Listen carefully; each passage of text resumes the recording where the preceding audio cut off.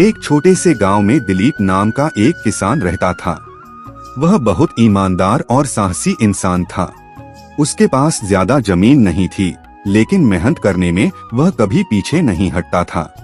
हर सुबह सूरज निकलते ही दिलीप अपने खेत में पहुंच जाता। वह हल चलाता, बीज बोता और फसल की देखभाल करता। दोपहर की तेज धूप में भी वह बिना रुके काम करता रहता। गांव के लोग कहते थे, दिलीप जितना मेहनती कोई नहीं है। लेकिन सिर्फ खेती से उसका घर ठीक से नहीं चल पाता था। इसलिए दिलीप ने एक और काम शुरू किया।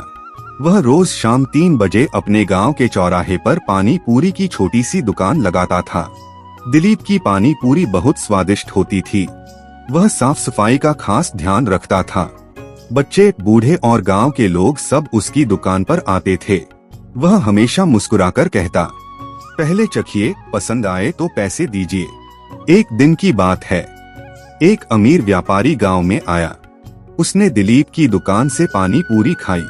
गलती से उसने पैसे देते समय 500 रुपए की जगह 2000 रुपए का नोट दे दिया।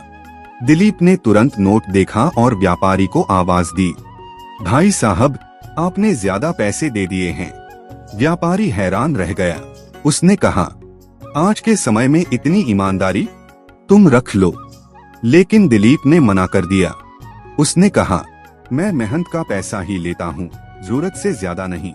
व्यापारी दिलीप की ईमानदारी से बहुत प्रभावित हुआ।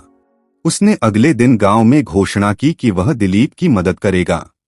उसने दिलीप के लिए बड़ी ठेली और नई सामग्री दिलवा दी। अब दिलीप की दुकान और भी चलने लगी।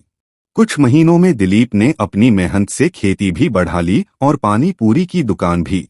अब उसका परिवार खुश रहने लगा। गांव के लोग बच्चों को उदाहरण देते, ईमानदारी और मेहनत से ही सफलता मिलती है, जैसे दिलीप को मिली।